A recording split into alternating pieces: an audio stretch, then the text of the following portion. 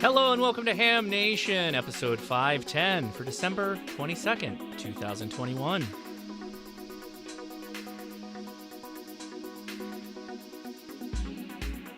And how's it going, everybody? I am Josh Nass, KI6NAZ. Thanks so much for clicking on the Ham Radio Crash Course to watch this episode of Ham Nation.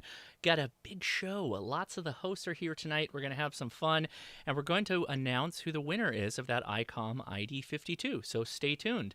Let's say hi to everybody. All right, a packed room. How's it going, everyone? It's going good. All right, good to hear. So we'll start at the top. Joe, up there in the corner, how you doing? You're by the snow. How's it cold up there?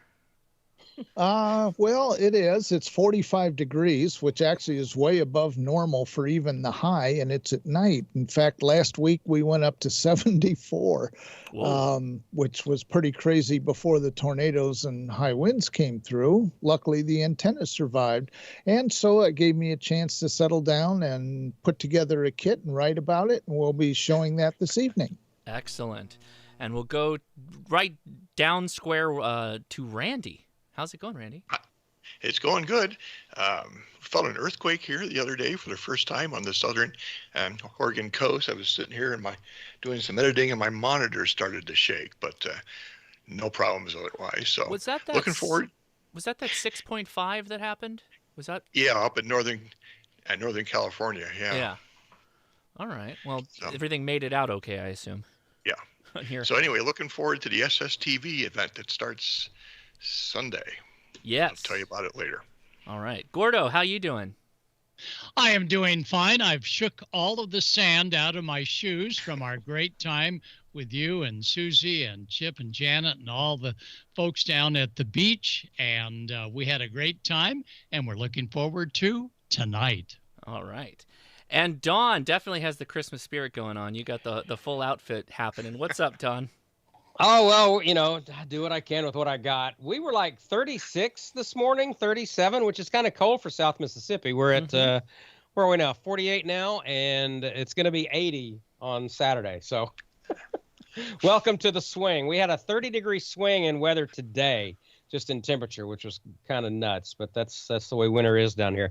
And by the way, this is our tornado season. Of course, typically up by where we're up in Nebraska and Oklahoma, it's in the springtime. But for us down here, it's wintertime. So that's how that works out. We'll have Dr. T with the Solar Report along with Amateur Radio Newsline.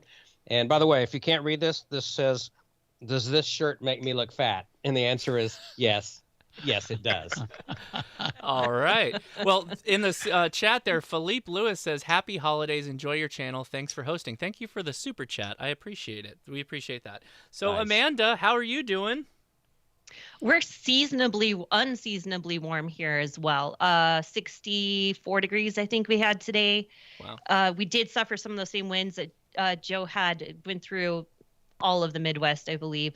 And Don mentioned the tornado, so I just want to say I think all of our hearts are out with Kentucky this season. Oh my gosh, how devastating a 200-mile tornado. I didn't hear much about comms, but man, serious out there, and hopefully that doesn't ever happen again. Other than that, Merry Christmas, first of all, everyone, and I'll be watching chat tonight. And Josh will too. If I miss something, we'll bring it to the hosts. So we're going to make sure they pause after each segment and send questions their way for me. So stick around. So make sure you either at me, Hammer to Crash Course, or at Amanda, who's also in the chat. I would like to point out Amanda had a really good idea of making this the ugly sweater episode, and she mentioned it in the show notes, and everybody showed up and said, I don't own an ugly sweater. But Amanda, you have a sweater on, so why don't you show it off for everybody? Okay. Because I felt so bad. I showed up and I'm wearing just this red sweater. There you go. All right. Yeah, there you go. Christmas We're in trees. there. Merry Christmas. So that was it. That's great. All right. Okay, well, let's Gordo take it away, buddy. All right. Well, we had a great time down at the beach and watching the ocean waves coming in. And the best part was getting ready for our annual boat parade here in Newport Harbor, California. So if we may, let's head for the beach. And you see a lot of boats out there that it's another boat. But when December comes around, the Newport Harbor Chamber of Commerce and the Newport Harbor Boat Parade team says, let's decorate these boats. And indeed, they did. So as we take a look, you'll see that, wow, this is 100 boats all dressed up that you'd never recognize during the daytime. And there were a lot of ham radio operators sprinkled throughout the course. And what we learned was, believe it or not, some of the lighting schemes that some of these vessels offered tore up high frequency. In fact, they even affected VHF and 2 meters as well. But this is some of the neat stuff. These mariners now have a tremendous amount of products that are for underwater LEDs. And when you see a boat go by where the stern is literally aglow, while they may interfere a little bit with the HF airwaves, let me tell you, they certainly look cool from looking at them at the dock. And the boat parade takes about 45 minutes for 100 vessels to come on by. And while I didn't monitor HF, we could tell by some of the comments of those on marine VHF and so on, that those that had their marine VHF 156 megahertz antennas surrounded by LEDs, reception was to a minimum. But nonetheless, the boat parade in Newport Harbor was a rousing success. We had good weather, but it was mighty cold out there. Randy would even have to put on a longer shirt watching that boat parade, but it was good.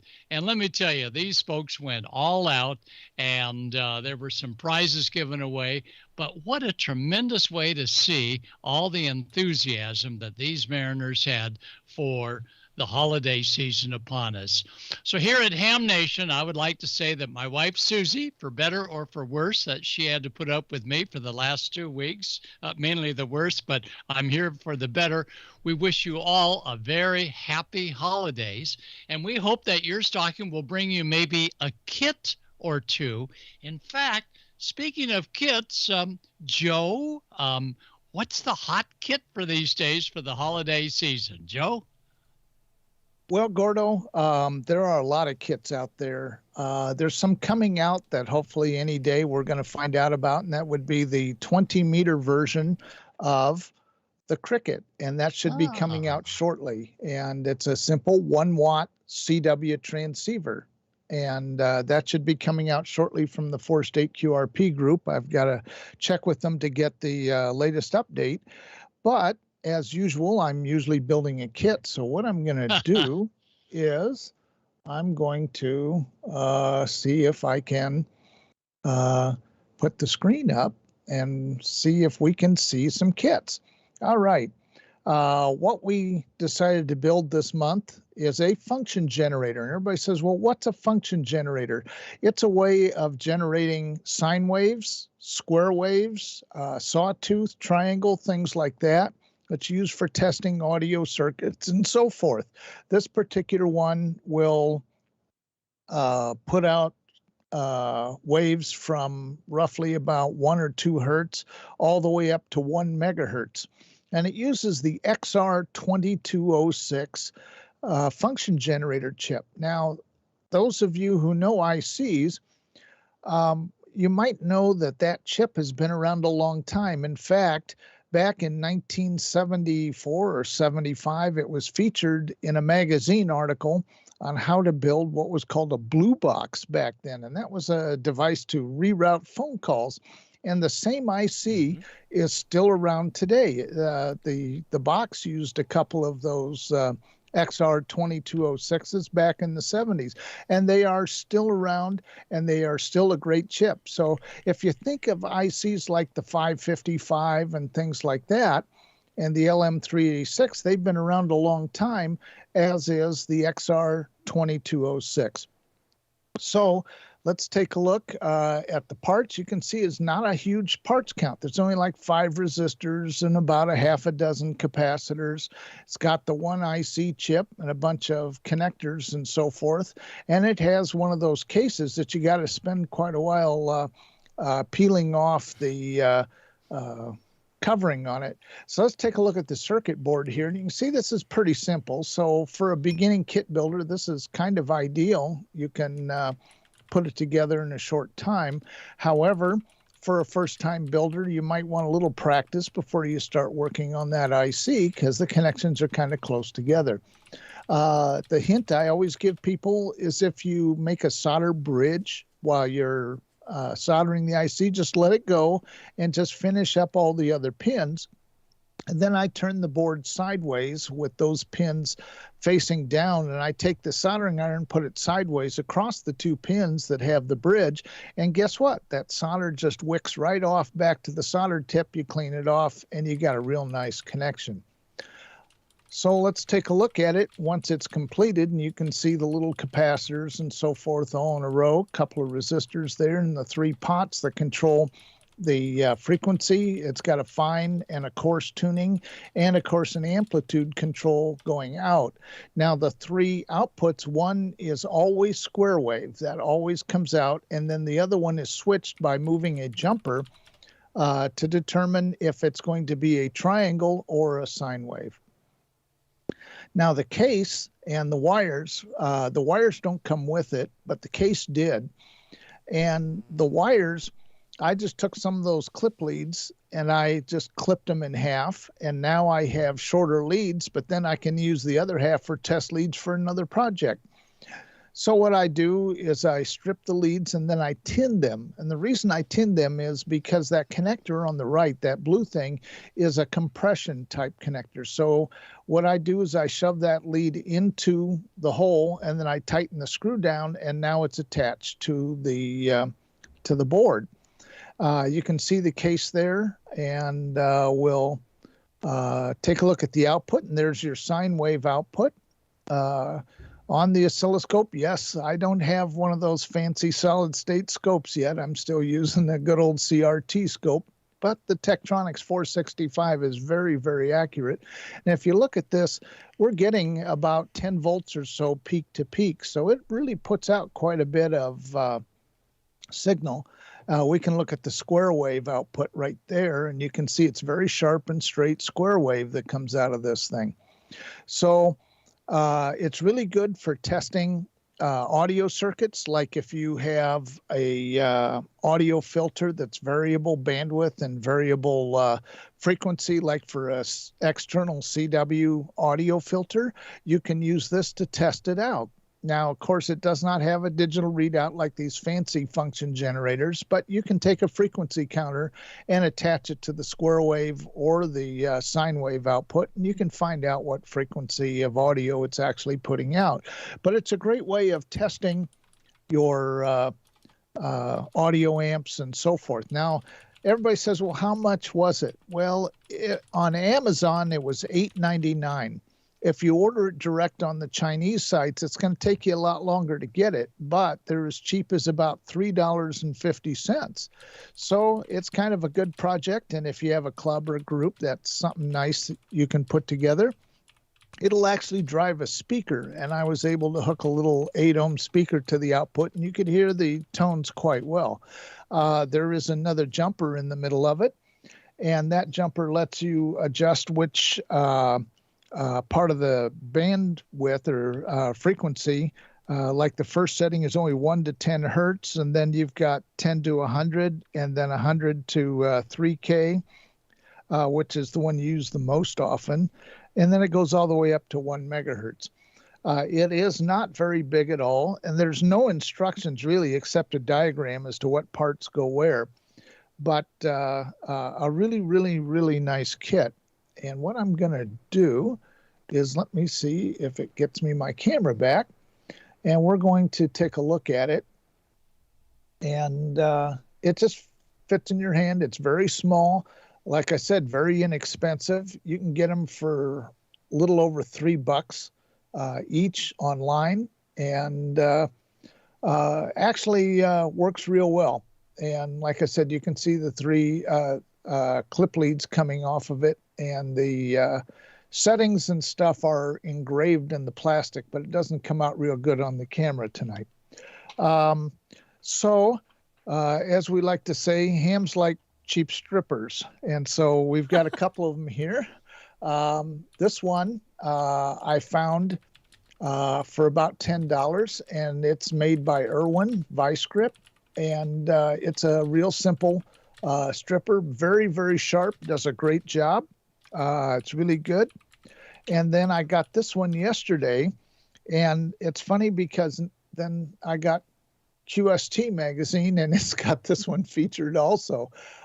This one is all automatic, and it does a great job. I've been able to strip things like RG174 and some of those clip leads, and I've been able to make up some power supply cables for my kits with these strippers. And it does a really good, even job, looks great, and really good tool. However, it's not cheap. This one is about $21, $22. But if you're doing at least like what I do, and that is a lot of cables, especially wire harnesses or things like that, do a lot of kits and so forth, this is really, really worthwhile to get. I got this at Lowe's. And let me see if I can get the number. It's 2078300. So if you look up the Irwin, IRWIN, 2078300, I found it at Lowe's. But if you look in the electrical department, at least at our store, it wasn't there. It was in the tool department with other tools, which kind of surprised me. Not all the electrical tools are in the electrical department. So what you should do is look online and see if it shows your store has them in stock.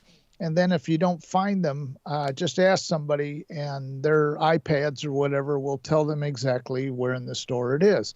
So to be honest, a good pair of strippers is really, really necessary, because you don't want to nick the conductors, so you have less current capability and so forth. You want to make sure that it gets the insulation off nice and neat and leaves you all the strands so you can twist them together, tin them, or make connection to the circuit board or whatever. So that's it from here in Nebraska, and now it's time to look at what Icom America has to say. Oh, first Happy holidays from Icom. Too fast. You're good, Amanda. Go for it. Okay. Well, Joe, first, you had mentioned the second set of strippers there. Where did you get the first set? The first set, I think it was a local hardware store that I got that at. It was an Ace hardware store. All right. So you're the expert in strippers. So we must talk about that. What's the typical cost? Like, if somebody is considering, like, this is their first, we have newbies here, and they need to know what's an okay price for strippers. What's too cheap? What's too expensive? Oh, I'd say $8 to $10 is pretty good, but actually you can go to Harbor Freight and get a real simple one that looks kind of like that other smaller one, and they sell for about $2.50, $3, something like that. And they work okay, but you got to make sure you get them set right so that they don't strip it too deeply and nick the inside conductors. The advantage of the more expensive one is that it automatically adjusts to the thickness of the wire. There you have it. So our expert in strippers, I think that should be his lower third. I'm dying This right is a now. family show. This is a family show. This is a family show. And somebody was asking about the power supply. I was using 12 volts, 12.0 for the input. I will point out, Randy, hold that stripper up again. So those are the ones that like clamp and pull, and the one that Joe has is kind of like pliers that separate. They're both good. They both work really well, and I have both. But I kind of like the pulley ones more because and this is not really for ham radio, but if you're like in a car and you got to run wires and you're in somewhere deep, those pulley ones are a little bit better to strip off because you don't need the space for the splitter plier one. So it's just from my experience, getting into an engine bay and stuff like that seems to work better, but that's just my preference. They both work well though. And I have one more thing at least. So let's go back to the kit. Let's leave the strippers out of it. Does the kit come with the case as well, Joe? Yes. Oh, yes, okay. It does come with the case. So that's a heck of a deal for around $8.99. You have to be sure to share that maybe with Josh, and he can put it in the show notes. Oh yeah, so that'd be great. I sure will. Okay. I think that was all the questions. I mean, there was a lot of puns, but I'm not going over all of them. Joe, you started bouncing around in my head right now. Yeah, you started a trend. So with that comment, all right, well, let's throw it to Icom. Happy holidays from Icom. This season, spice up your ham shack with Icom's IC705 portable or the now shipping new ID-52a handheld. These radios are perfect for staying in or venturing out and working your favorite bands this winter season. The IC705 is the perfect sidekick and QRP companion. Base station features and functionalities at the tips of your fingers and a portable package covering HF 6 meters, 2 meters, and 70 centimeters. This compact rig weighs in at just over 2 pounds with RF direct sampling for most of the HF band and IF sampling for frequencies above 25 MHz. 4.3-inch color touchscreen with live band scope and waterfall. 5 watts with battery pack BP272 or 10 watts with external 13.8 volt DC. Single sideband CW AM FM as well as full D-Star functions. Micro USB connector Bluetooth and wireless LAN connectivity. Integrated GPS with antenna and GPS logger, micro SD card slot, included HM243 speaker microphone, and it supports QRP and QRPP operations. ID-52a is now shipping. Icom's newest handheld amateur radio is a VHF-UHF dual bander with D-Star and FM dual mode functions. This radio supports conventional FM communications and D-Star simplex, repeater, regional, and worldwide calls over the D-Star Internet Gateway. The ID-52a is the first handheld amateur radio with a full-color 2.3-inch waterfall display and the ability to send photos over D-Star with a connected Android device.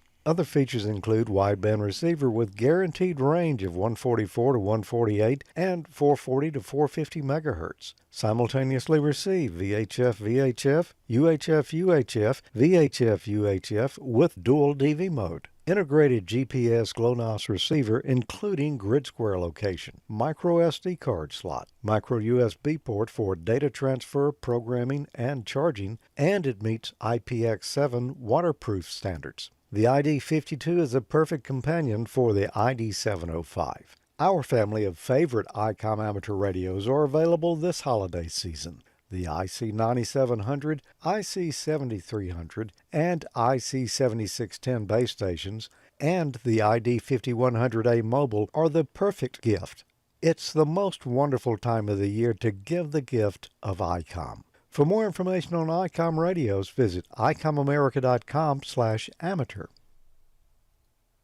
All right, and I happen to have my ID-52 right here. That's going to focus. I've already got it. Yeah. So anybody want to know what lights do for radio? Yeah. There's your active band scope right there with see how that's red? That's bad. That's all bad. I feel like I'm on the last man standing set right now with the RFI with all the lights I have on. But anyway, great radio. I'm having a lot of fun with it. I'm threatening to do a live stream possibly tomorrow talking about it. But want to say a big thank you to Icom for sponsoring Ham Nation as always, and remind everybody that now is the time. If you didn't, every month Icom picks 3 winners and they send them a swag package, which could be shirts, hats, stickers, a bunch of Icom gear. But that enters you in the end of the month contest or giveaway where they pick a winner and then they send them a radio. And this month's radio is the ID-52. So for everybody that was a part of November's giveaways and this month's giveaways, you are entered to win the ID-52. And we have a winner. I will announce the swag winners really quick. Joseph S. VA8UET, Edward Van P. W6ABW, and Chris N. N6PHO, or if you like Vietnamese food, N6 Pho. Big fan of that. Those are the swag giveaways, right? So every time we do an episode of Ham Nation, they pick 3 winners, and that goes into the pool for the radio at the end of the month. And the winner of the ID-52 is Chris N6PHO. So Nice. Way to go, Chris. That radio's maybe already on the way to you for winning, and so congratulations. That's super awesome. I want to remind everybody, the winners of this are the people that are selected for the swag. So you do have to get in on the swag. You enter, through the link in the description, and that's how you get entered into this. I'm going to throw it to Amanda for a second on some announcements, but I want to mention this Saturday I'm doing a live stream where I'm going to be using, this is my 4th year doing it, I make an antenna out of a line of Christmas lights, and I'm going to be doing a big giveaway, and I have like 2 radios and a bunch of other stuff I'm giving away. So if you have not already, join our Discord, link is in the description, because that is how you join the giveaway. So, okay. Amanda, what were you going to say? I'm going to come back here for a second. Yeah, you made us so curious. You're talking about live stream Christmas light antenna, and I was like, okay, no, we can't just... So, because a lot of people watch this after the fact, so I wanted you to explain it. So I think you explained it perfectly, that yes. Everyone gets to watch live. So this will be my 4th year of building some kind of an antenna out of Christmas light wire. So I go down to Lowe's and I buy a whole bunch of incandescent lights. They come in strands of 3 wires. I separate out the wires, so I just have the lights, and then I build some kind of an antenna. The first year I did it, I made an FT8 QSO from inside my house on the antenna to New York. The second year on my roof, I used a 1-to-1 balun to make a full dipole on my roof. And with that, nice. I got all over the country. But then last year, I built like a Christmas tree. I wrapped the wires going up into I had like this whole thing splayed out. That was a lot of fun, because what we like to do is, as the night starts getting on and the stream's about to end, I just start cranking the amp up until I start burning out bulbs. So I might add, yeah, what a job to be able to stay on the air, because as the light bulb ignites, being incandescent, the impedance changes, and the Icom radio says, I got it, but give me a second to get there. Yeah. So, wow, what a deal. This year Gordon, all he needs is a pickle on top. Yeah, a lot of people have mentioned the pickle. It's like, can we do FT8 on the pickle? We might want to try that when we next meet up. But this year I have the most ambitious antenna I've ever made, and I don't know how it's all going to work out, but it's going to be a lot of fun. So I'm very excited to try all that out. Well, I hope to work you. Yeah, well, it'll be this Saturday at 5 p.m. Yep, I'm doing it Christmas Day. The wife gave me the permission, so I'm going to break away from the family, try and set all this stuff up, and we'll have videos of all the antennas, because they get really bright. Those bulbs get real bright when you put 400 watts through them. You'd be surprised. I bet they do. So, that's funny. All right, let's go to Don. Don, take it away, bud.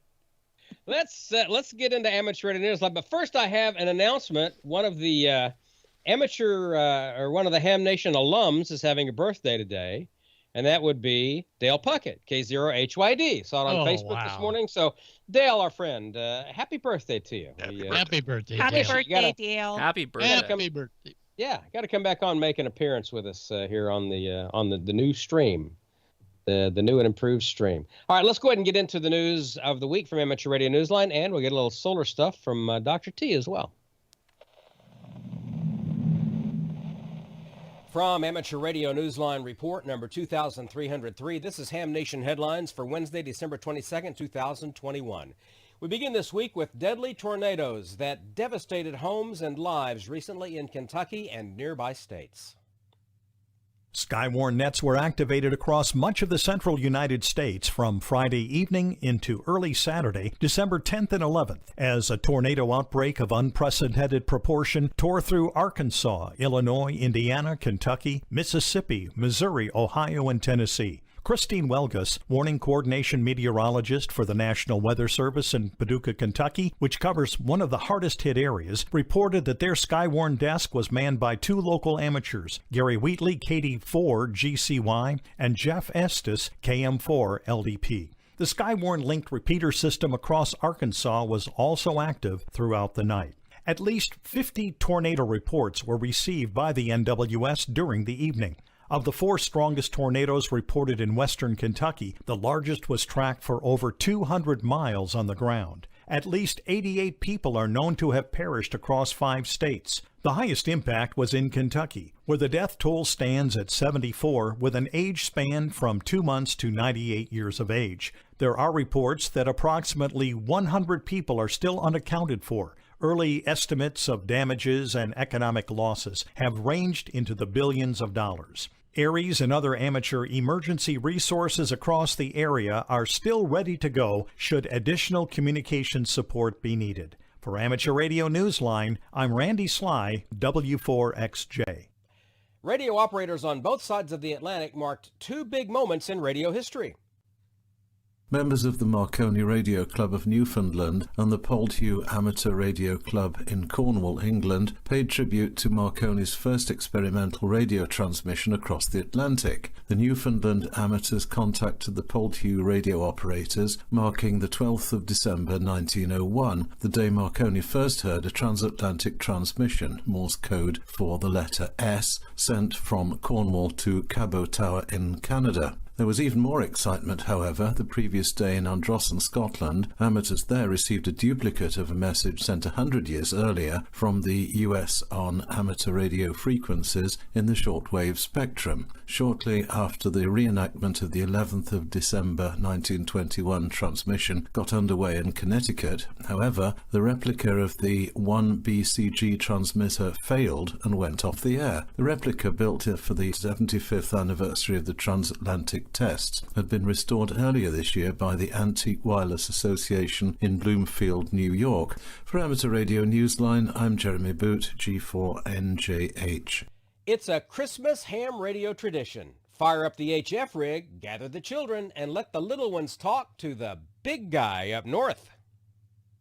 The Santa Net, hosted by the hams of the 3916 Nets, is back on the air in the United States through December 24th. Radio operators are providing youngsters with this on-air opportunity to let Santa know what their top 2 or 3 gift wishes are. Hams are asked to please remember to ensure the contact is in compliance with all FCC rules and regulations governing third-party traffic. Check-ins start at 7 p.m. Central Time on 80 meters. You can also reserve a spot by visiting the website www.cqsanta.com, where you will find videos of past Q shows with Santa. Meanwhile, on Echolink, the 11th annual Santa Watch Net will take place on Christmas Eve on the Do Drop In channel starting at 6 p.m. Eastern Time. As the 4-hour net gets underway, Dave at N3NTV will be using NORAD radar to track Santa. For details, visit the website dodropin.net.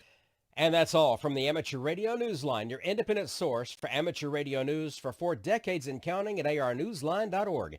With Randy Sly, W4XJ, Jeremy Boot, G4NJH, Stephen Kinford, N8WB, Karen Eve Murray, KD2GUT at the news desk in New York, and our news team across the globe.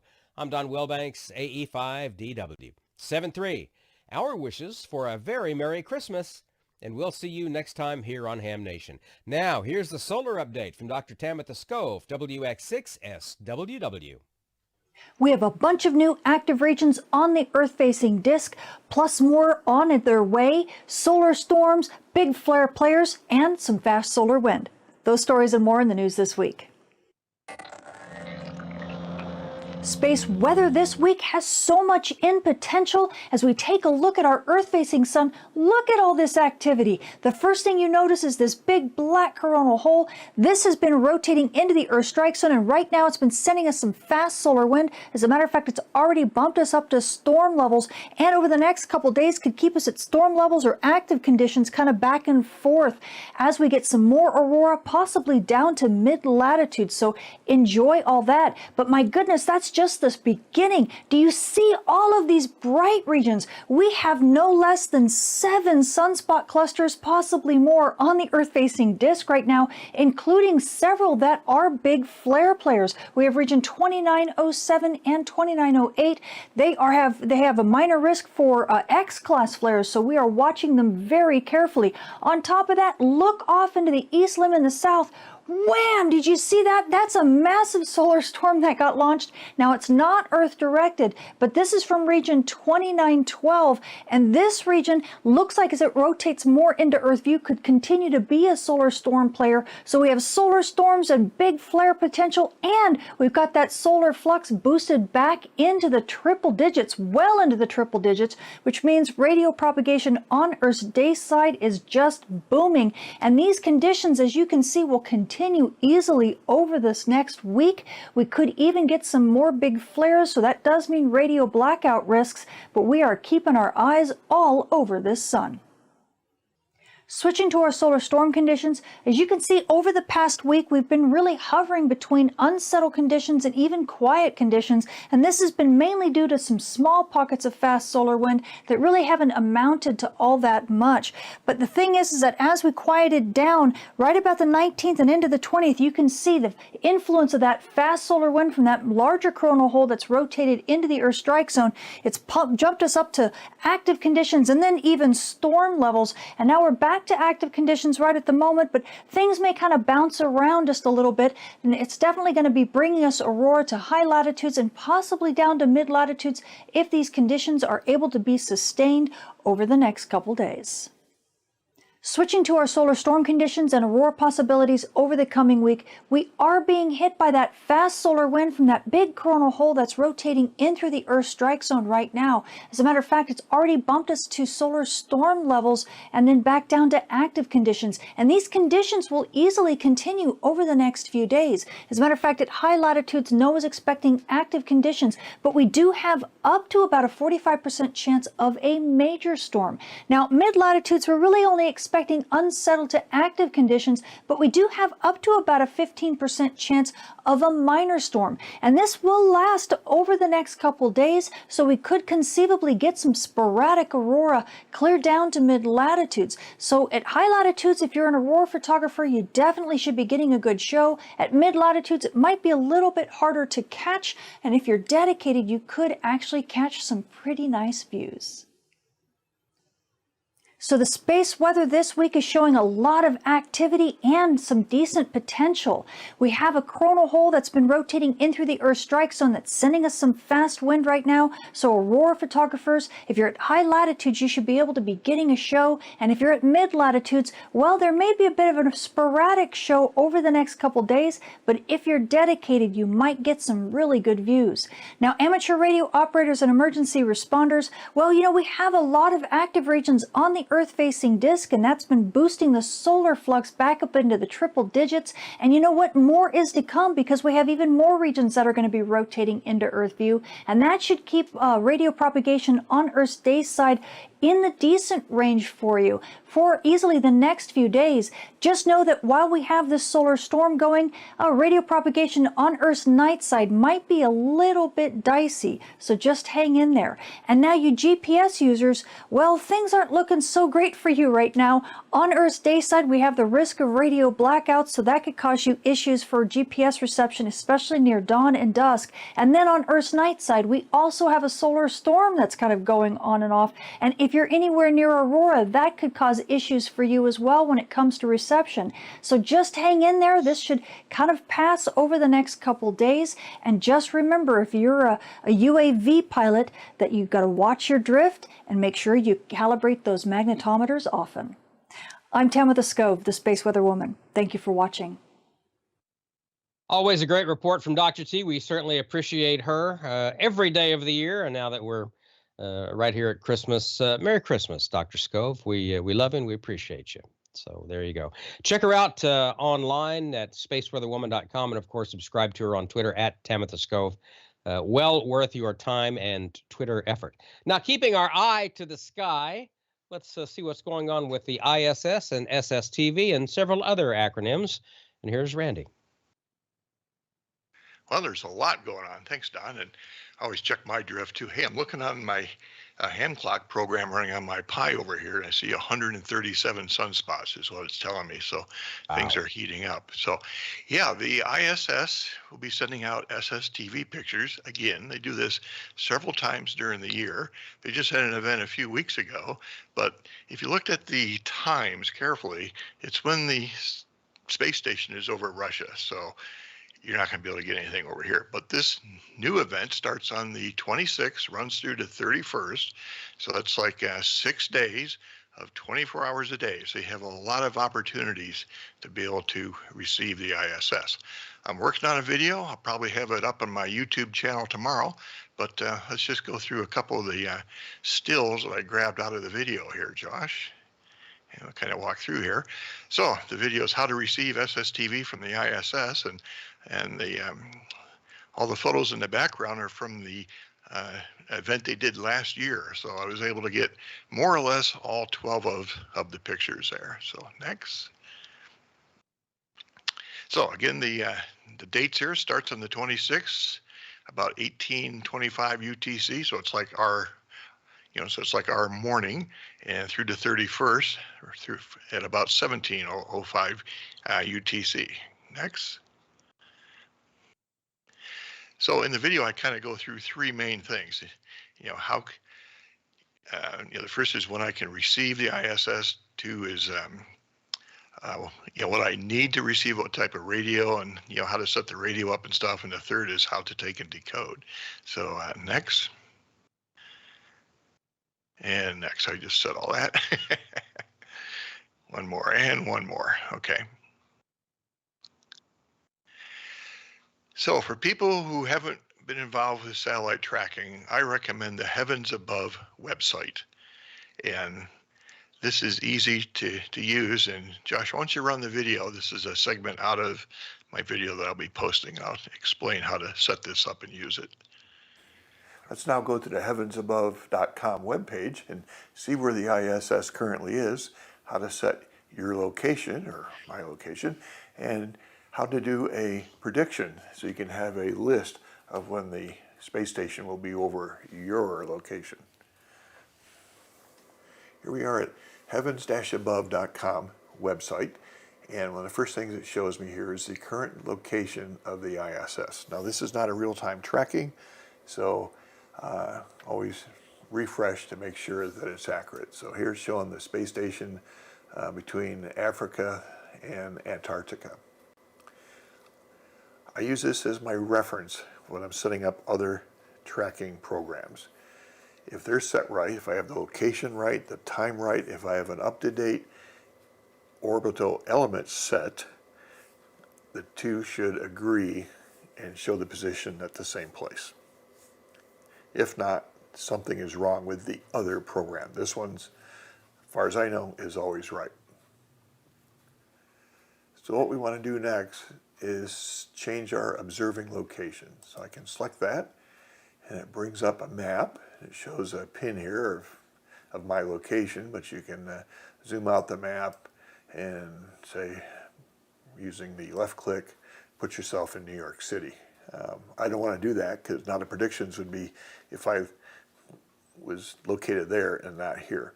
Another way you can do this, you can put in a city. I can put in my zip code, 97444, and do a search. It puts the pin here basically in the middle of the Rogue River, which is close enough, and make sure I push the update button.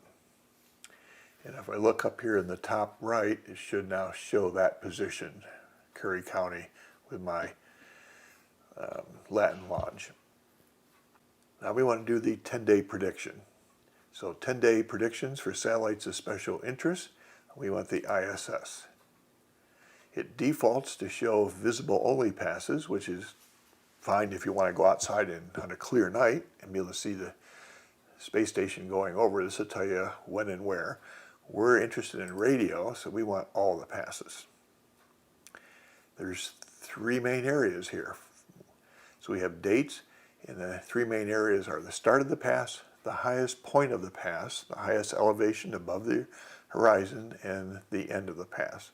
Now this program defaults to only show passes above 10 degrees elevation, 10 degrees above your horizon. So the start here is at 4:53. It'll be 10 degrees at looking south-southeast. The highest point is 13 degrees at 4:54 to the southeast, and it ends at 4:56, again at 10 degrees to the east. So this is about a 3-minute pass. You're not going to be able to do much. The SSTV images takes 2 minutes to transmit, and they typically have a 2-minute transmit cycle and a 2-minute receive cycle, and then it comes back 2-minute transmit cycle. So 3-minute pass, good luck. The next pass is at 6:27 west-southwest. It peaks at 6:31 at 79 degrees. That means it's practically overhead to the northwest, and it sets at 6:34 to the northeast. So that is about a 7-minute pass. Again, 2 on, 2 off, 2 on, 2 off. So during there will at least be one complete image that's transmitted in your view. So this is your schedule when the ISS will be above your location. If you don't want to use any other tracking programs, select this, print it out, and you're all set. Okay, so that you can go off to the heavens above, enter your location, do the 10-day prediction, print that out, and now you know when to go outside and look up here. So let's go on to my next still there. I forget what it is now. And next, we just covered that with the video, and next, and next. This is another program I use to track the satellites with Windows, and this is Orbitron. It's free. It's a little more complex to set up, but you can do a lot of stuff with this. Go on to the next, please. And this is the software for Windows that I use. This is SSTV. This has been around for a long time, and it works very well. It's a little complex to set up. I believe in Ham Radio Deluxe, there's in the digital part, I believe you can decode SSTV in there. Mac, I forget all the names here. It's part of my video. There's programs for that. In the Linux world, I think QSSTV is one that I found. In the Android handheld devices, Robot 36 will work, and it will take and decode the PD 120 format that the ISS will be generating. Why don't you go back to me live, Josh, please? And, oops, I get my phone here to open up. I lost it. I have an SSTV decoder program from which leg here. This is from Black Cat Systems, and one of the things you can do is take your HT and fire it up. The frequency will be 145.800, and you can hold your phone next to your radio and be able to take and decode the picture.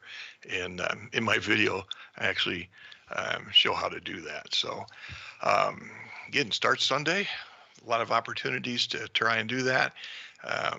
Another method I recommend is, if you aren't sure how to run the software just yet, use a recording program on your phone and record the audio.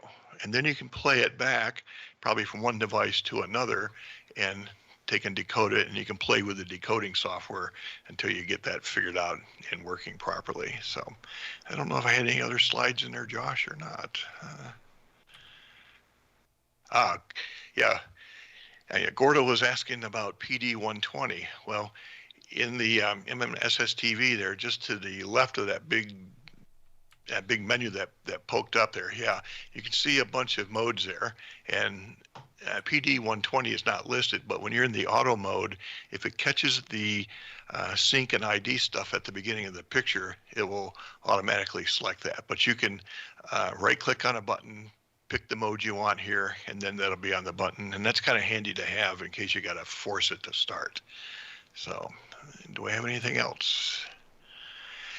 So this is what you hope to be able to do. This is, again, SSTV. This was received on probably my TS-2000 back in those days with an outside antenna on a good pass. That was a really good, clean signal. That's probably about the best you're going to do. That's it's fantastic. quite common to get noise bars in it and other dropouts, but keep at it, and you can have some fun. So I don't know if we have any questions in the chat about this. Oh yeah. I want to say that is one of the best SSTV images I've seen from the ISS. That is a fantastic copy you did. So yeah, way Agreed. to go. Congrats on that. A lot of us have like the lime green lines or yeah, magenta or whatever. Nicely done. Yeah, it's nice with this long pass. You get 6 days, 24 hours a day to play around with this. So start early. And they gave us a Christmas present. Yeah, get your new radio that you got and get out there and play. So those are some of the questions, of course, Randy. Go ahead, Josh. I was going to say that really good point. So with the ID-52, if you put a memory card in it, you can record the QSO.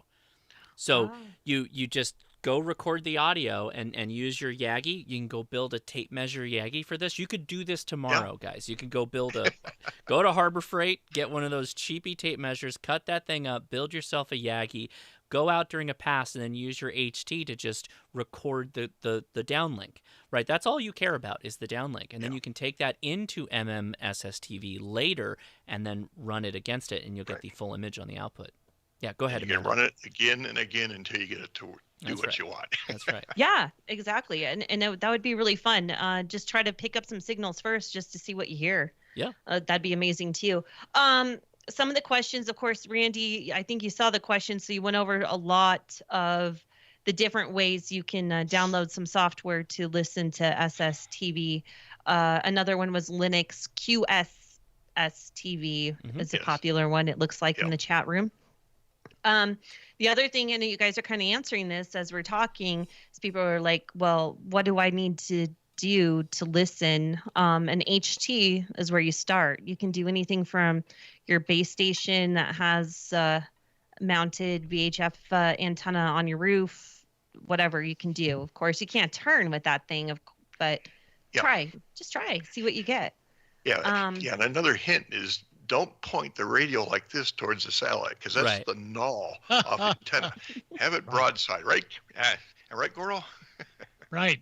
If you've got a pass where that's coming directly overhead, you can't really use a vertical for that. That's like permanently on your house. But if you had a nice little 45-degree pass, you'd be surprised what you could pull out of that using the vertical that's on your home. You don't have to do anything. Most of the passes are between 15 to 60 degrees. There's very few that are going to be really straight overhead. Mm-hmm. Yeah, and I think I need to just really accentuate the fact that do not expect the picture that Randy showed us. That's very difficult to do. Were you swinging a Yagi with that, Randy? Nope. Really? That's impressive. That's really impressive. I use a discone, and it works real good. Oh, discone would be good too. That's a real good option. Yeah. Oh yeah, quarter wave vertical works good because it has a big wide vertical pattern. I have a GP16, which is a 6 meter, 2 meter, and 450, and it's got a real narrow. But I've been really pleased with it. Of course, I can start picking it up way out over the Pacific Ocean here when it's low. But when the space station's overhead, it's closer by maybe 1,000, 1,500 miles closer, so it's actually stronger at that point. So don't overthink it.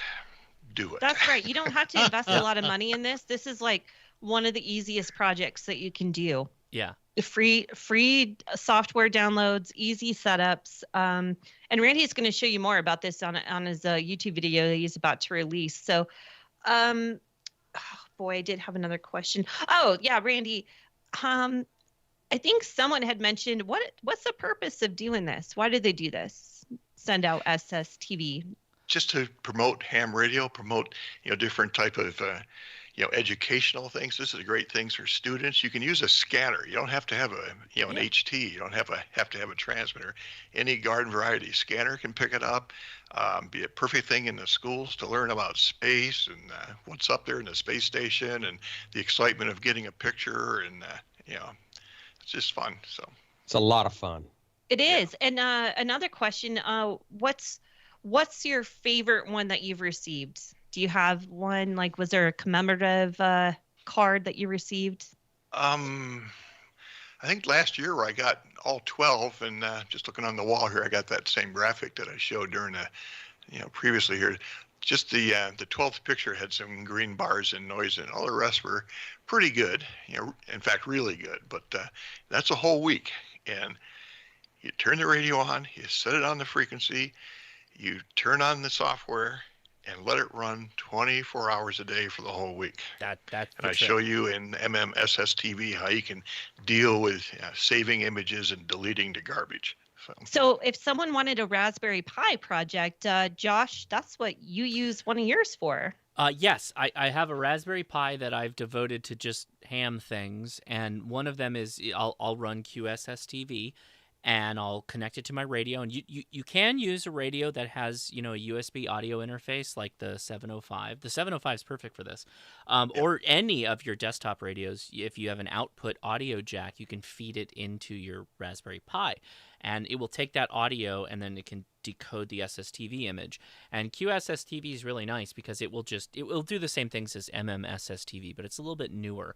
So it'll go through and just decode all of them and save them in the received history, and then you can export that out to wherever you want it to go. Right at that point, you can email yourself, or you can put an SD card in it, copy it over. Do the easy thing that way. But yeah, all right. I agree with Randy. Start it up and let it run the whole time. Don't get fancy with it. Just put it up, let it run, and then every end of the day you can just hop in, see what you did, and then just hop out. And it's that simple. But link in the description for Randy's YouTube channel, because he will be posting the video soon here, probably by the end of the week, and then he'll give you some more details on how to get started with doing this. If I stay up late tonight, I may get everything uploaded and created. I have it rendered, but I have to send it off to a site to get the audio level,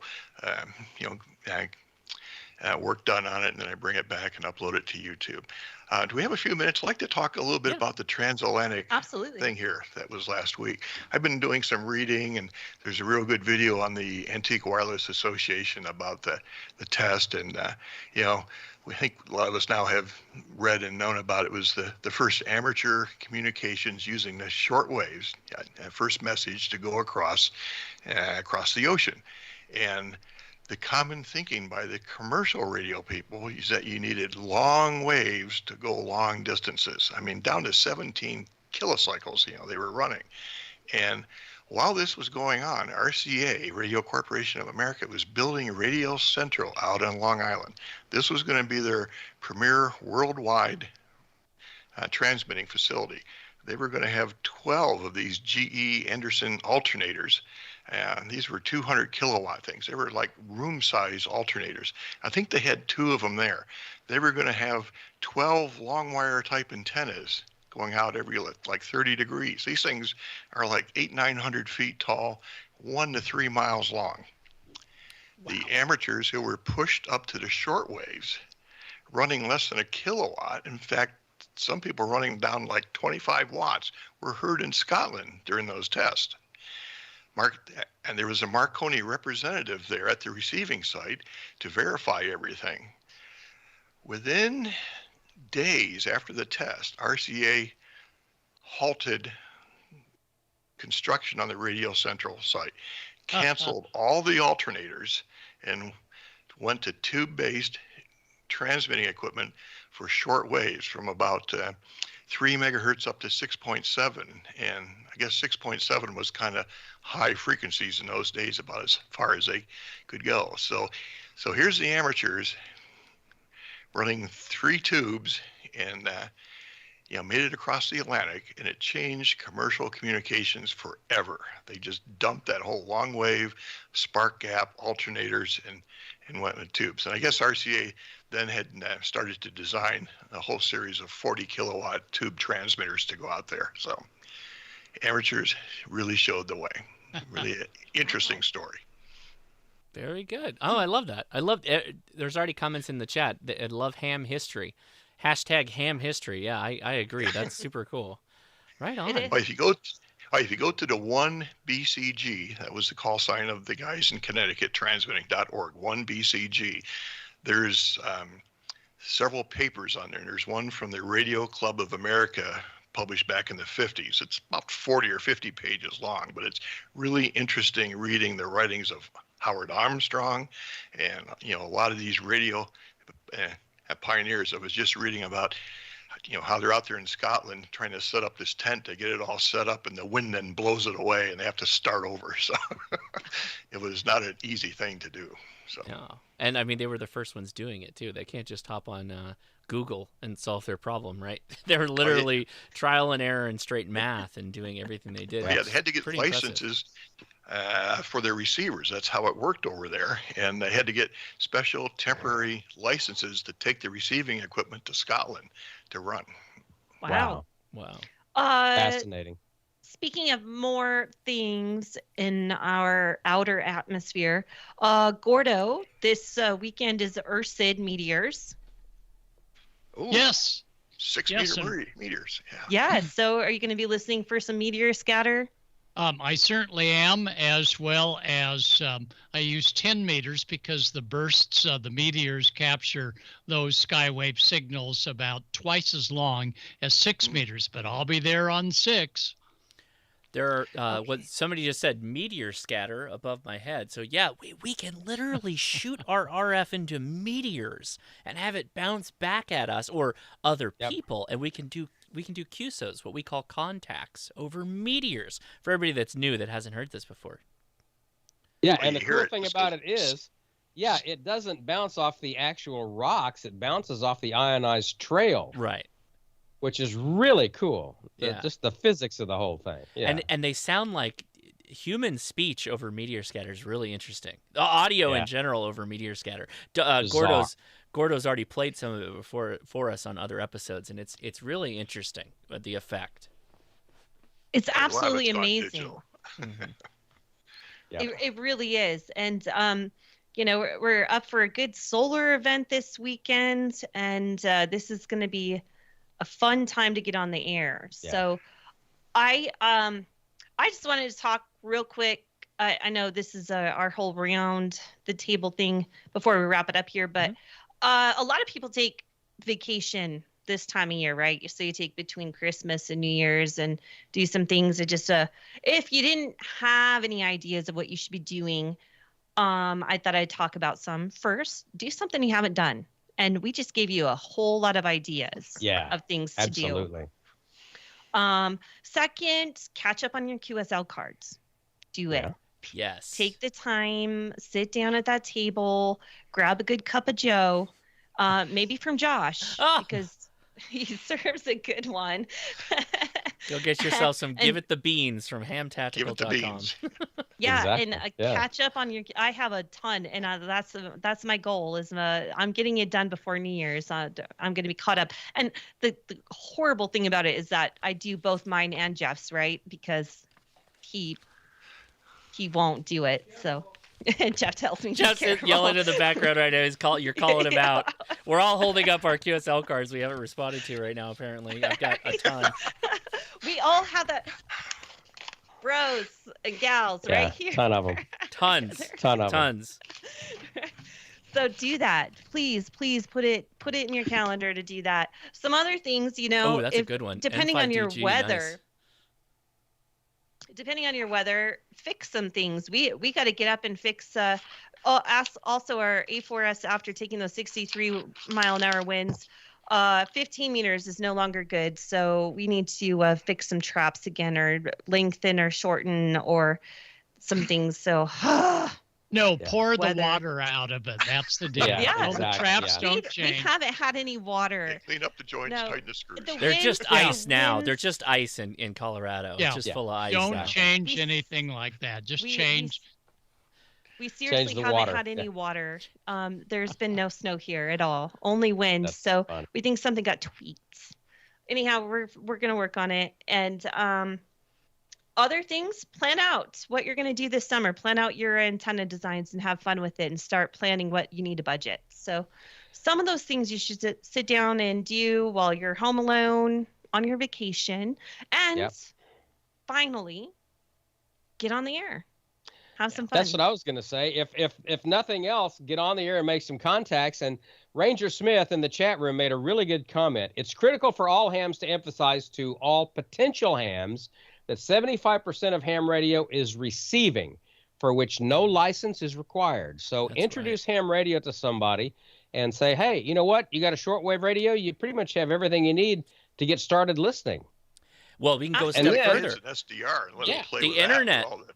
Oh, yeah, the SDR. Web exactly. SDRs, Web SDR, Right, exactly. Kiwi SDR. Sure. Google those terms. You can start that. right now listening to this, and you'll be one step ahead of everybody else because the trick is always listening. Listen.